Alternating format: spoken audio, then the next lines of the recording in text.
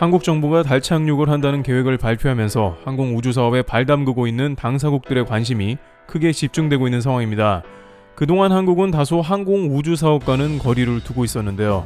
이제 누적된 각종 첨단 기술을 집약하여 오는 2030년에는 달 착륙까지 실행한다는 방침을 전하고 있습니다. 그런데 이러한 발표 가운데 일본 당국은 다시 한번 크게 낭패감에 휩싸인 정황도 나오고 있습니다. 항상 일본은 한국이 첨단 기술을 갖는 것을 극도로 꺼려왔는데 이번에 심상치 않은 일이 생겼다는 것입니다. 현재 한국이 진행 중이라는 달 착륙 사업 근황과 일본에서는 한국의 무엇을 보고 놀랐는지 살펴보겠습니다. 우선 한국항공우주연구원에 따르면 한국은 2022년에 한국 최초의 달 탐사선을 보냅니다. KPLO라고 불리우는 실험용 달 궤도선은 한국 고유의 기술로 제작되어 달 궤도를 돌면서 달의 자원과 달에 존재하는 물을 탐색하는 등 임무를 수행합니다. 실제 KPLO에는 나사가 제공하는 섀도캠을 탑재하여 음영 지역을 탐색해 얼음이 있는지 확인하면서 인류가 달에 가면 식수를 활용할 수 있는지에 대한 정밀 조사도 하는 등 본격적인 달 탐사에 나서는 것이죠. KPLO는 내년 여름에 미국의 스페이스X에 실려 발사되어 대략 12월경에는 달 궤도에 진입하고 본격적인 관련 임무를 시작할 것으로 예측되고 있습니다. 또한 한국은 오는 2030년에는 달 궤도선이 아니라 달 착륙선을 발사할 것이라는 계획을 발표했습니다. 당장 이러한 뉴스가 외신 등에 공유되고 일본에도 보도가 되자 다양한 반응이 이어지고 있는데요. 일본 네티즌들은 한국 기술력으로 가능할 것인가, 궤도선도 스페이스X에 실려서 간신히 우주로 나간다며 항공 우주 기술이 한참 뒤처진 한국이 허황된 꿈을 꾸는 게 아니냐는 반응이 이어지고 있습니다. 일본의 경우에는 작년 소유 탐사선이 소행성에 내려 샘플을 채취하고 돌아온 경우가 이미 있기 때문에 자신들은 달 착륙선을 충분히 가동할 수 있다는 일종의 자신감을 보이고 있는 것이 사실입니다. 그러나 막상 일본에서는 한국의 움직임을 긴장하며 주시하고 있다는 의견도 제시되고 있습니다.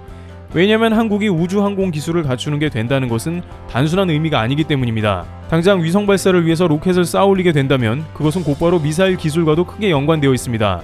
실제 북한이 위성을 쏜다는 핑계로 계속해서 로켓을 발사하면 일본은 가장 먼저 그에 반응하는 모습을 보여왔던 것입니다. 안 그래도 한국은 최강 현무 미사일 등을 이미 대량으로 양산할 기술을 확보하고 있어 전쟁 억지력을 확보해 놓은 상태입니다. 따라서 일본은 한국이 우주항공 관련된 첨단 기술을 확보하는 것을 항상 경계해왔던 움직임을 보였습니다. 실제 작년에 일본은 호련, 미국, 네덜란드, 독일 등의 선진국들끼리 뭉쳐 수출 규제를 하자고 제안했습니다. 일본 정부는 전 세계의 메모리 반도체 시장을 석권한 한국을 쏙 빼놓고 첨단 기술 공유를 제안한 것입니다. 특히 미국과 네덜란드의 반도체 업체들은 한국과 매우 밀접한 관계를 가지고 있어 논란이 되기도 했습니다. 일본이 수출 규제를 미국까지 범위를 넓혀서 한국의 반도체 장비 공급을 방해할 수도 있다는 것입니다. 또한 일각에서는 일본이 한국의 우주항공 기술에 관한 첨단 기술도 막은 게 아니냐는 의견이 나옵니다. 지난 10월 미국과 일본, 영국, 호주 등 8개국이 달 탐사에 협력하는 내용의 아르테미스 국제협력이 체결되었는데 이 중에 참가국 구성에서 한국이 빠진 게 논란이 됐습니다.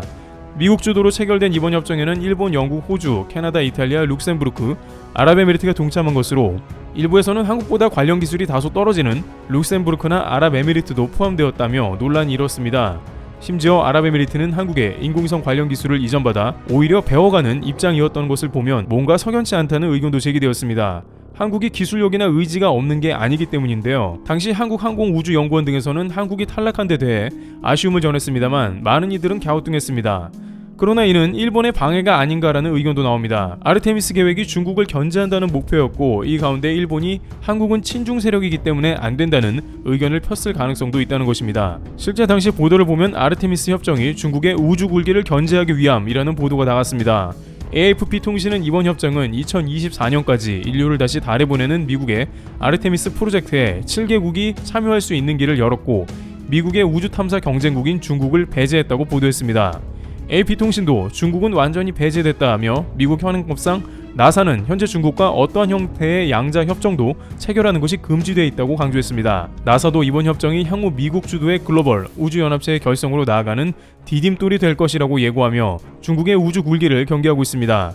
따라서 당시에 한참 일본이 G7의 한국 가입을 친중 세력이 서방 네트워크에 들어와서는 안 된다고 반대했으므로 아르테미스 연합체도 같은 맥락에서 반대했을 가능성이 매우 크다는 것이 한 가지의 가능성으로 제기됐습니다.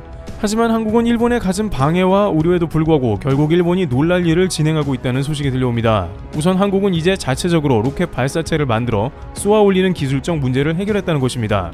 일본 누리꾼 등은 달 궤도선이 스페이스X에 실려서 가는 신세라고 했지만 이제는 우리 기술로 가는 것이죠. 지난 3월 25일 항공우주연구원은 전남 고흥 나로 우주센터에서 열린 한국형 우주 발사체 시험에서 누리호 인증 모델 1단부의 최종 연소 시험을 실제 발사 때와 같은 자동 발사 소프트웨어를 검증하는 방식으로 진행, 125.5초간 추진체가 엔진에 정상 공급되고 연소가 안정적으로 이뤄지는 것을 확인했습니다. 누리호 시험 발사에 성공하면 우리나라는 자체 위성 개발, 기술은 물론 미국, 러시아, 유럽, 중국, 일본, 인도에 이어 세계 7번째로 독자적으로 우주 발사체 기술을 확보한 나라로 올라서게 되는 것입니다. 누리호 추진기간 개발 중 가장 어려운 과정으로 꼽히는 1단부 개발과 종합 연소 시험이 성공적으로 마무리됨에 따라 누리호 1, 2, 3단 추진기간 개발을 마치고 10월 발사 전까지 실제 발사될 비행 모델 조립과 9월 발사 리허설만 남겨두게 된 것입니다. 달 탐사 우주선도 2030년까지 충분히 발사 가능한 것으로 보는 이유입니다. 따라서 일본은 한국을 아르테미스 연합에도 제외시키고 관련 항공 우주 첨단 기술을 갖는데 방해를 함에도 불구하고 한국이 2030년까지 달 착륙을 실제 할 수도 있다는 일종의 우려가 일고 있는 게 아니라는 것입니다. 계속 한국이 불가능한 것을 결국엔 해냈기 때문에 더 이상 한국에는 일본 방해가 통하지 않는다는 것입니다. 이러한 첨단 기술 분야는 일종의 한국에 대한 공안증이 생긴 게 아니냐는 분위기도 감지되고 있습니다. 특히 2019년 자신들이 한국의 반도체를 망하게 하려고 품에 있던 비수를 수출 규제를 통해 강하게 꽂았지만 오히려 한국은 이를 통해 더욱 비상했으며 현재는 미국의 가장 강력한 기술 분야의 파트너가 되었습니다. 게다가 공안증이라고까지 이야기되는 이유 중에 하나는 일본이 한국의 기술로 결정타를 더 이상은 날리지 못하고 이제는 미국에 매달리거나 선진국 연합의 수출 규제, 아르테미스 연합의 한국 배제, G7 한국 가입 금지 등 국제사회에서의 정책이나 규제 등 따위로 한국을 어떻게든 잡아보자는 최종적인 몸부림에 들어갔다는 것입니다. 기술적인 어려움은 일본이 막아설 때마다 극복해내자 과거 제국주의적 사고방식을 동원하는 것입니다. 하지만 이미 미국을 비롯한 주요 선진국들은 한국과 협력을 맺으며 그 위상을 인정하고 있는 상황입니다. 늘 불가능이라고 여겨왔던 기술적 난관을 극복해온 기적같은 한국 특유의 저력이 계속 나오기 때문입니다. 최근 일본이 한국에 가장 놀란 것은 KF-21 전투기를 기술적 불가능이라고 예측했음에도 불구하고 한국이 그 기간을 수십 개월을 단축했고 실제 한국의 공군 전력에 활용된다는 점입니다. 당시 복수의 일본 언론은 한국에서 레이더 기술을 미국이 제공 거부한 사실을 거론하면서 한국 개발이 사실상 불가능할 것으로 봤습니다. 또한 그에 앞서 훈련기 T-50을 개발해냈을 때에도 로키드 마틴 관계자가 절대 불가능하다는 말을 인용하며 한국을 조롱하기도 했습니다. 하지만 T-50이 훌륭하게 개발되자 막상 로키드 마틴 지사장은 한국인은 뭔가를 원하면 반드시 해낸다는 것을 다시 한번 깨닫게 되었다라고 말하면서 불가능을 극복하더니 이번엔 KF-21까지 나온 것입니다.